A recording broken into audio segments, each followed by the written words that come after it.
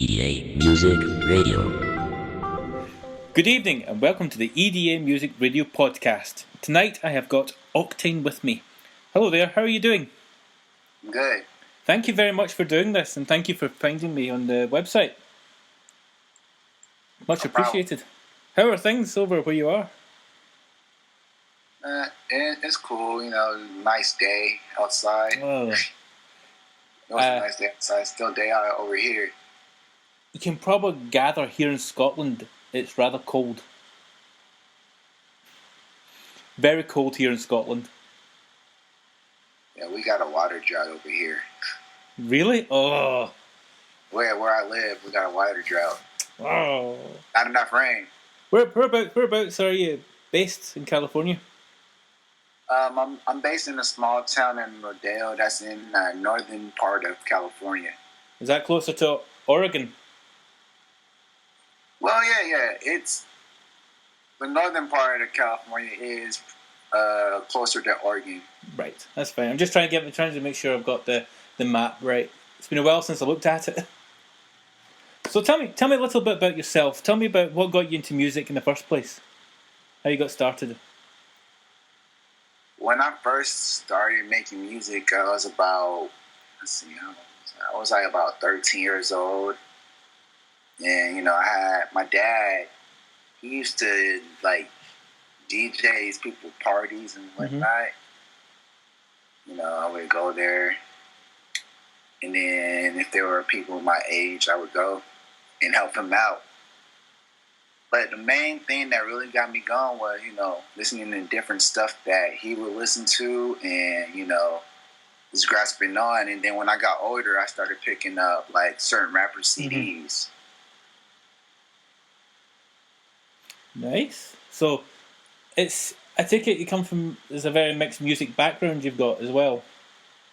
It's not just rap, there's other sort of sources as well you listen to. And you grew up listening to that.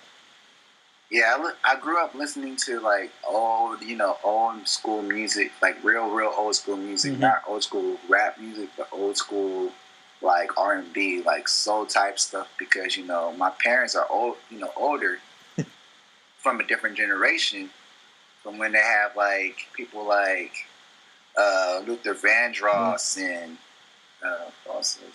Marvin Gaye. Yes, I suppose Lionel Richie would be there as well. Lionel Richie. All the different stages of Michael Jackson. Yes. I'd listened to a lot of Michael Jackson when I was growing up because for myself, I grew up in the 80s. And Michael Jackson was the biggest person in the 80s. Oh yeah, he was doing his thing in the 80s and also the early 90s. Yes. I saw him at, when he played Glasgow, I think it was 1992, for the Dangerous Tour. And that was a good gig. But that's a long time ago. Yeah, he sure put on a show though. Well, like when he was performing, every time he performed, he put on a show. Exactly. He did dominate that stage. I remember that very well. I was quite young at the time as well, and I thought, this is incredible stuff. And, it's the kind of thing, lots of people grow up listening to different music, and I think that's great. And it developed yourself as well. So tell me about your current music that you've got out. I had been making music for the past, current music for the past 4 years. Mm-hmm. And for 4 years, but between that span, I came out with, actually probably was longer than that, because I remember I made my first album in 2008. Right.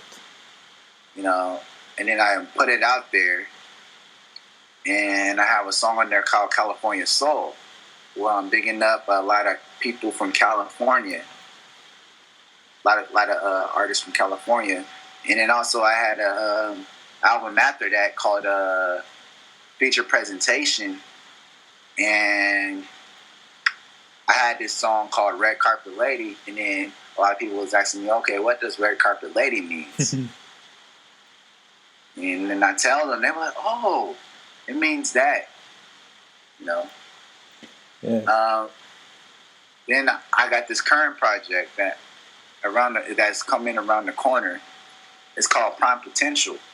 But originally, it wasn't even supposed to be an album, because before I made this project, I was on there's a sun glare through my window.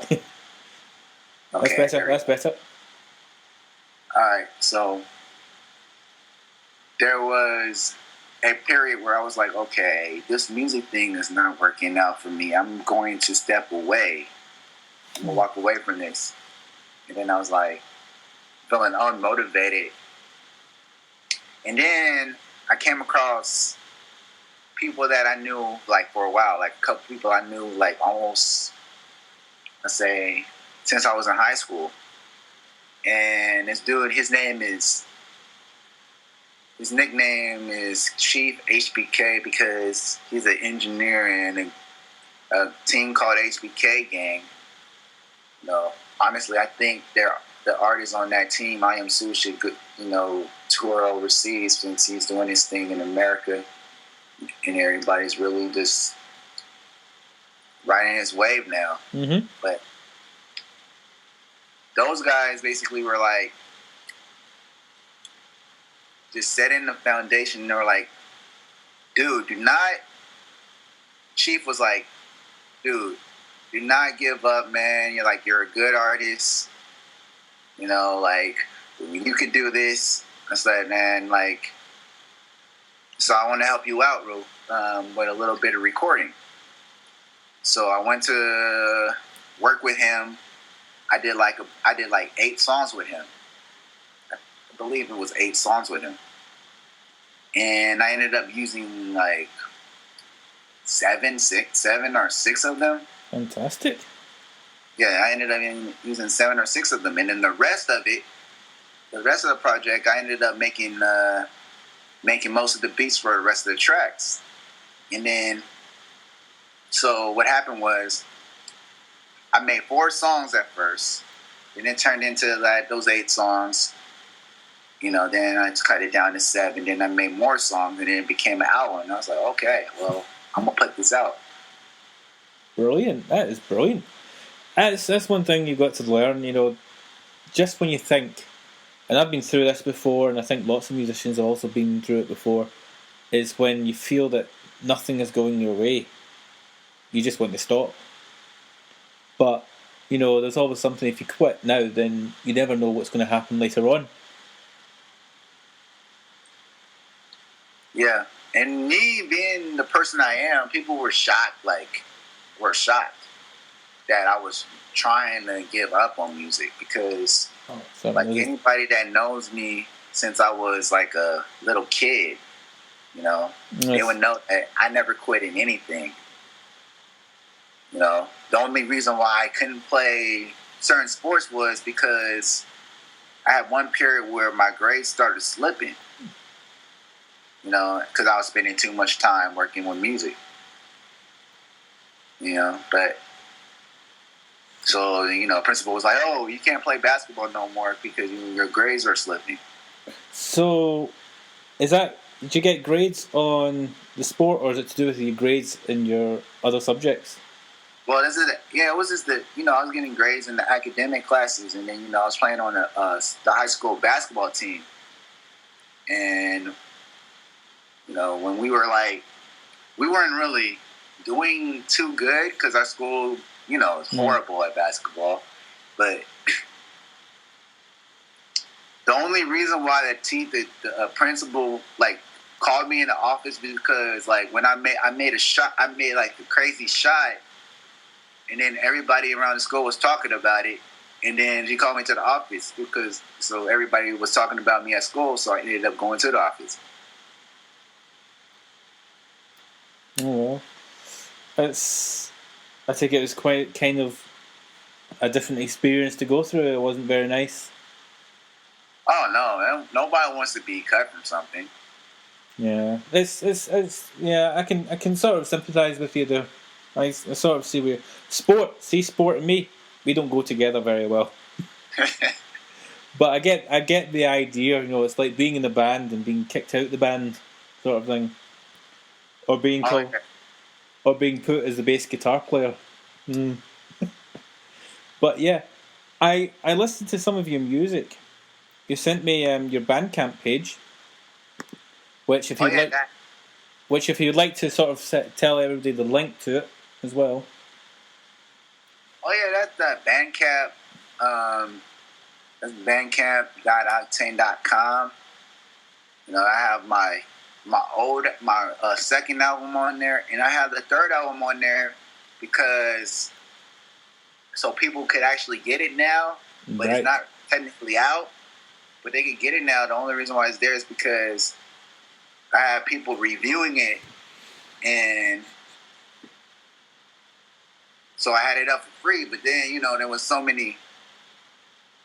You know, you can only get so many free downloads on Bandcamp without a update. Exactly. It's okay, isn't it? Well, but it can be a bit of a pain. I like your front cover to the Prime Potential album. Oh yeah, it was kind of like an interesting story why I came up with that. Because at first I was gonna do something like hecka basic, but it was gonna be like, oh, everybody does that. Oh, I look cool on the cover. So everybody does that. Every rapper, every singer, they all do that. So I was like, you know what? I'm gonna do something like slightly different, but not too different, because I'm definitely not the first rapper to use a baby picture or a little kid picture in his album cover. You know, there's many that did it. Is that yourself? That's the background. Is that you? Oh, yeah, that's me. That's me. Why I look mad is I don't even know. Like, I don't know I don't even remember what happened that day. Maybe I didn't even want to take the picture. That's kind of cool. You managed to sort of have the two. I take it the two of yourselves. I take it you've got a. It's actually quite cool. I really like that. That's just. It's one of the nicest album covers I've seen. I like that. And when I saw it, I said, "Wow, that's just going to hit." You know, the colouring and the textures as well, and the way that everything's worked. I absolutely love. I like the sort of Back to Future style for the Prime Potential.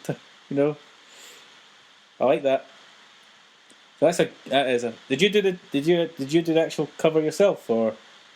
No, I actually got someone on there that, because I'm a very active customer on how I connected with you, and I had a graphic designer from there, like a pretty good one, like pretty good. Fantastic. I listened to the first 3 songs on that album, and the first song that actually hit me and grabbed me quite a bit was "If I Had a Child." If I had a child. Yes. Yeah, if I had a child. That was crazy, because one day I was like sleeping, and then because I couldn't think of nothing to that beat that it was, that I had. All right. So and then I went to sleep. And then I had this dream. Like it was a crazy dream. Like I was sitting at a hospital, and then there was this woman, sitting in this bed. I mean, was in the bed. Obviously she's pregnant, and then she has a baby, and then the doctor was like, well, yeah, here's your child. Do you have a daughter? And I woke up, and I was like, what the heck? Why am I dreaming about having kids? And then I was like, okay, well, maybe I can use that in a song. Then I turned the beat on and I wrote it, and then that's how it came out. That is brilliant, because you've got. It is very, very, very. It's a very heartwarming song, that one, I think. Because you've got a story behind it, and you've got it's very emotional as well. Yeah, I mentioned a lot of things in that song too, because I mentioned my brother being the happy father in there. I mentioned my niece. Yes.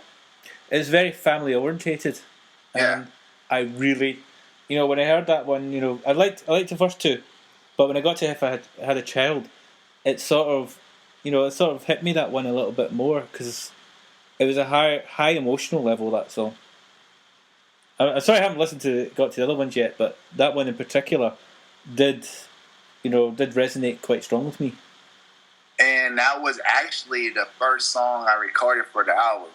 Actually was. Fantastic. So, did you said you had the beat first? So I take it you tend to get the beat all. Is that your kind of style? You put all the beats first, then do the words, or sometimes you have an idea about how you want it to go? I don't know. No, usually I have because nowadays I make most of my own beats, but that specific beat I didn't make. My brother from another mother, also my coworker at my day job, he makes a lot of beats. Fortunately, I had got the beat, and before his freaking system went down, like his whole system went down. So that nearly could have been lost. That could have been lost because sometimes when you forget to he makes so many beats that he forgets to track out. So the beats, because he makes so many, it's like oh my gosh. He's getting stressed. Sometimes he's at work. And get so busy, then sometimes you get stressed. That's just normal. And then he's making the beat to relieve, and he makes a lot of beats like. And I take it sometimes it might take up so much space in your computer as well. And yeah, I know. I made a lot of beats. Like I made 110 beats in the past. 6 months. Wow, that is fantastic. I take it we're going to hear a lot more from you as well. Oh yeah, I'm actually I'm working on finishing my little small studio, little home project studio with the best equipment for a small room, a really small room. We're just working to get it done, and then as soon as we get that done, it's like, okay, well, I've been making beats for this, the next project already. I got, how many beats did I just make? I made 13 beats for my new project. Phenomenal! Wow, that is absolutely brilliant. That is brilliant. Let's talk about. I take it you've got more plans for the future musically, but are you the sort of person that will think about touring? Yeah, actually, I had connected with honestly, I connected with a lot of people. Met up with this one dude who is part of a live band that does a lot of live shows and whatnot. A lot of local live shows. And I was like, well, if I start building up chemistry with this live band here, and then with these local shows, and then when I start touring, go with them. Go with them. That's good. I take it, is they very much based in the United States? Yeah. Or you ever think about traveling to Europe as well? Yeah, honestly, I like,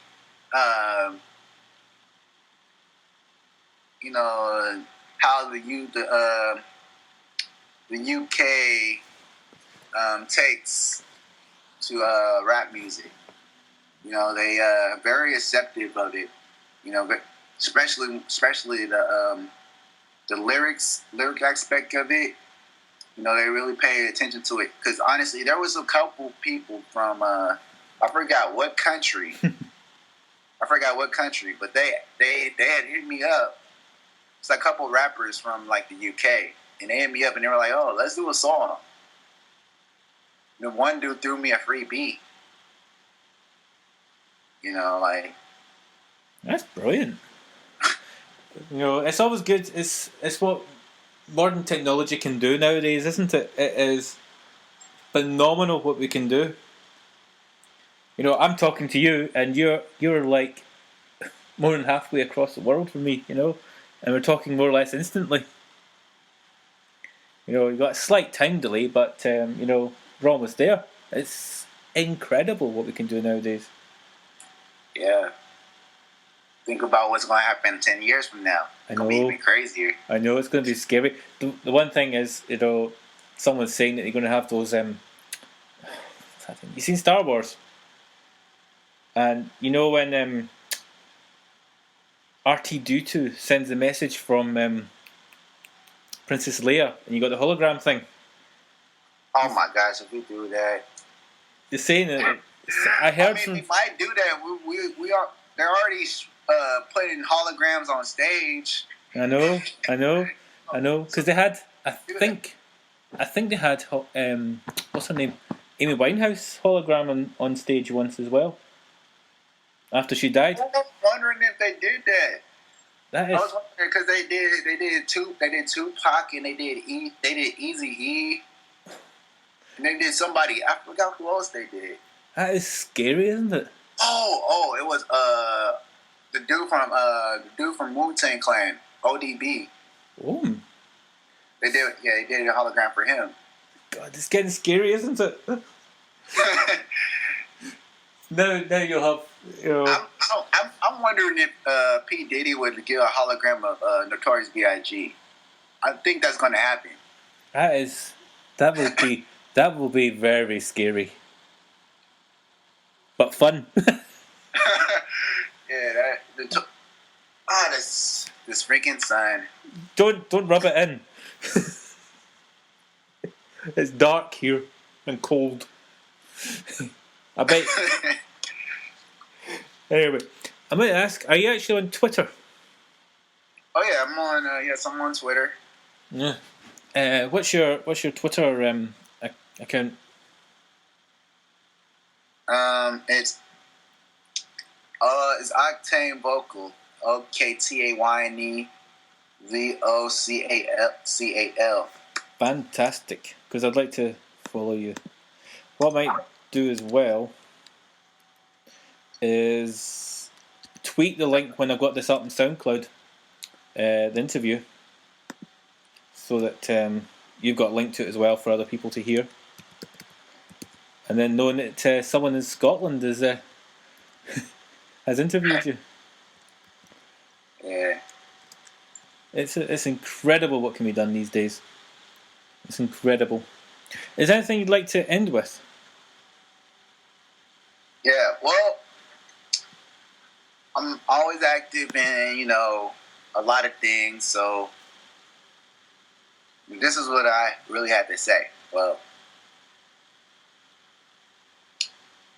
and this is actually for, youth, a lot of times people say, oh, rappers, they say a lot of negative things and stuff like that. I'm not perfect. I'm saying songs, so I'm not probably the perfect role model if you look at my lyrics. But I would tell kids simply this: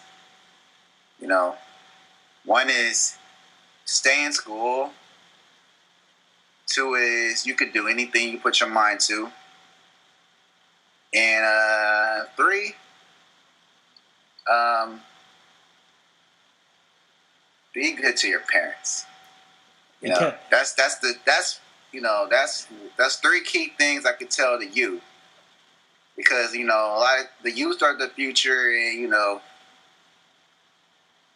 I've seen a lot of kids die for no reason, and that's why I felt like I should say that. Fantastic. That is a great piece of advice. Thank you for sharing with us, and I think we should do another interview in a couple of months or so. Yeah, I'm really willing to do that. Thank you very much. No problem, man. EA Music Radio.